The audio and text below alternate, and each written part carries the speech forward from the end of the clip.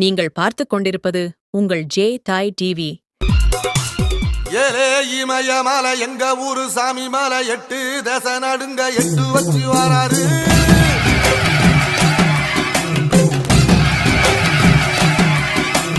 திரிசூல மிச வச்சு பொரிய ஒட்டு வச்சு கரிகால சோழம் போல கால் நடந்து வராரு.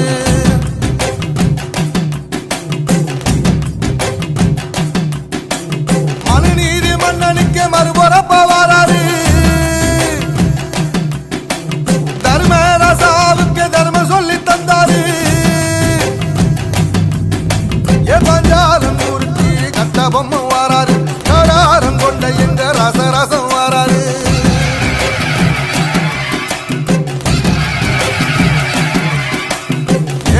இமய மலை எங்க ஊரு சாமி மலை 8 தேச நடுங்க 8 வச்சு வராரு.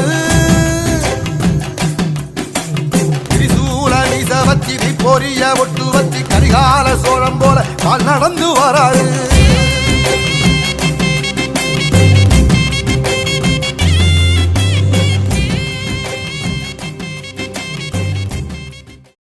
உள்ளூர் செய்திகளை உலகம் முழுவதும் கொண்டு செல்லும் உங்கள் ஜே தாய் டிவியின் செய்திகள்.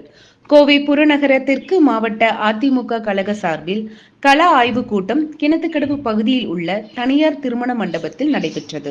இந்த ஆய்வு கூட்டத்தில் கலந்து கொள்ள வந்த முன்னாள் அமைச்சரும் அதிமுக தலைமை நிலை செயலாளருமான SP வேலுமணி அவர்கள் மற்றும் வரக்கூர் அருணாச்சலம் ஆகியோருக்கும் தொண்டர்கள் உற்சாக வரவேற்பளித்தனர். கோவை புறநகர தெற்கு மாவட்டத்திற்குட்பட்ட தொண்டாமுத்தூர், சூலூர், கிணத்துக்கடவு, பொள்ளாச்சி, வால்பாறை உள்ளிட்ட சட்டமன்ற தொகுதிக்குட்பட்ட அதிமுக கள ஆய்வு கூட்டம் கிணத்துக்கடவு பகுதியில் நடைபெற்றது. இக்கூட்டத்திற்கு கழக தலைமை நிலை செயலாளரும் கோவை புறநகர தெற்கு மாவட்ட கழக செயலாளரும் முன்னாள் அமைச்சரும் சட்டமன்ற எதிர்க்கட்சி கௌரவமான SP வேலுமணி அவர்கள் தலைமையில் தாங்கிய கள ஆய்வு மேற்கொண்டு ஆலோசனை வழங்கி சிறப்புரையாற்றினார். SP வேலுமணி பேசுகையில், கழக வரலாற்றில் கோவை மாவட்டத்திற்கு தனி சரித்திரமே உள்ளது. திமுக பணத்தை மட்டுமே நம்பியுள்ளது. கழகம் ஒருமுறை வெற்றி வாய்ப்பை இழந்ததால் அதன் பிறகு மிக பெரிய வெற்றியை பெறும். களத்தில் இறங்கி பணியாற்றுங்கள். அடுத்த அதிமுக ஆட்சிதான். 2026 எடப்பாடியார் முதல்வராக வேண்டுமே என்பதே தமிழக மக்களின் குரலாக ஒலிக்கிறது. உள்ளாட்சியிலும் கூட்டுறவு சங்கத்திலும் பொறுப்புகளை தந்துள்ளது.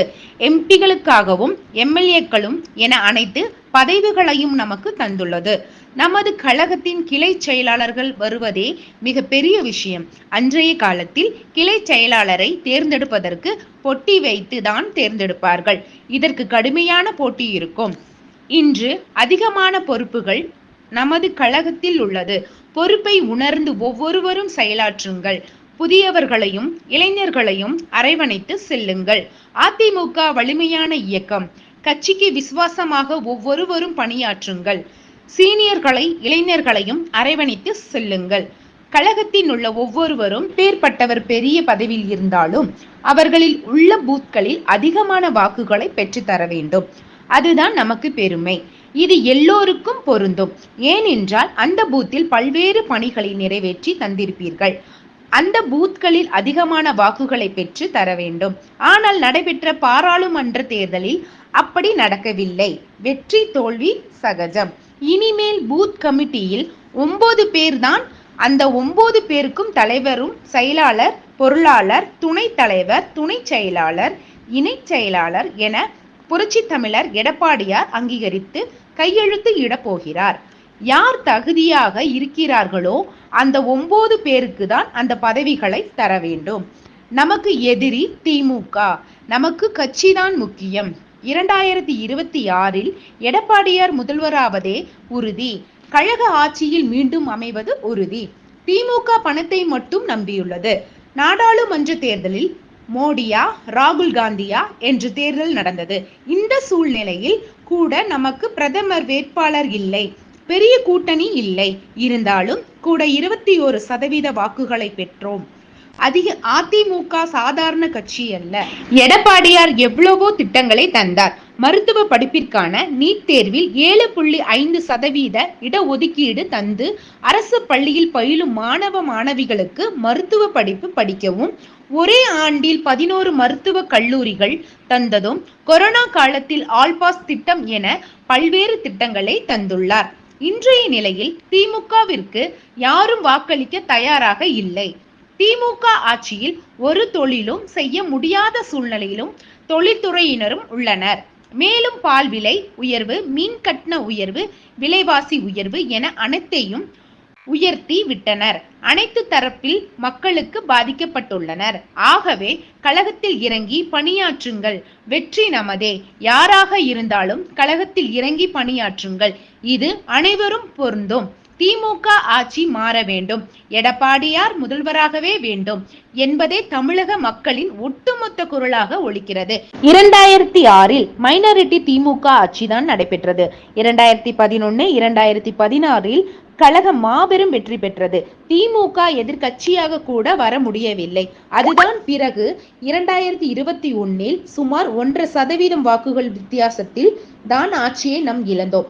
ஆகவே அடுத்த அதிமுக ஆட்சிதான். இதில் மாற்று கருத்து கிடையாது.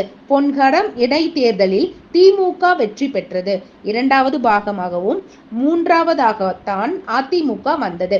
உடனே அதிமுக அழிந்து விட்டது என்று பேசினார்கள். அப்போது கோவையில் திமுகவை எதிர்த்து ஆர்ப்பாட்டம் நடந்த புரட்சி தலைவி அம்மா அனுமதி கேட்டோம். ஆனால் புரட்சி தலைவியை நேரடியாக கலந்து கொண்டார். அன்று கூடிய கூட்டத்தை பார்த்து பத்திரிகையாளர்கள் இனி அடுத்த அதிமுக ஆட்சிதான் என்று எழுதியது. கழக வரலாற்றில் கோவை மாவட்டத்திற்கு தனி சரித்திரமே உண்டு. புரட்சி தலைவி அம்மா மறைந்த பிறகு கழகத்தை காத்து சுமார் 4.5 ஆண்டுகள் அற்புத ஆட்சியை நடத்தினார் எடப்பாடியார். எவ்வளவோ திட்டங்களை தந்தார். இவ்வாறு முன்னாள் அமைச்சரும் கழக தலைமை நிலை செயலாளர் SP வேலுமணி அவர்களே பேசினார். இந்த ஆலோசனை கூட்டத்தில் பொள்ளாச்சி சட்டமன்ற உறுப்பினர்கள் பொள்ளாச்சி வ.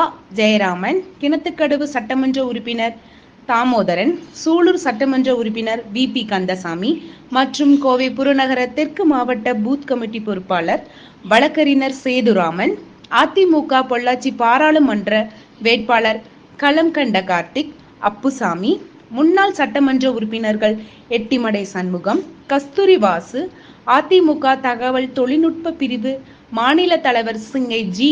ராமச்சந்திரன், கோவை புறநகர தெற்கு மாவட்ட தகவல் தொழில்நுட்ப பிரிவு செயலாளர் சசிகுமார் உட்பட கழகத்தின் முக்கிய நிர்வாகிகளும் தொண்டர்களும் திரளாக கலந்து கொண்டனர். இந்த நிகழ்ச்சியில் திமுக உட்பட பல்வேறு கட்சிகள் சேர்ந்த 50க்கும் மேற்பட்ட இளைஞர்கள் முன்னாள் அமைச்சர் அதிமுக தலைமை நிலை செயலாளருமான SP வேலுமணி அவர்களின் முன்னிலையில் தங்கள் கழகத்தில் இணைத்துக் கொண்டனர். செய்திகளை உடனுக்குடன் தெரிந்து கொள்ள தாய் டிவி நியூஸை காணுங்கள். வணக்கங்க. நம் கோவை மண்ணில் சமூக நல்லிணக்கத்தையும் சகோதரத்துவத்தையும் காக்கும் மேலான மக்கள் சேவையை போற்றி பாதுகாத்து உங்களில் ஒருவனாக சேவகனாக என்னுடைய சேவை என் மூச்சிற்கும் வரை தொடரும் என்று உறுதியளிக்கிறேன்.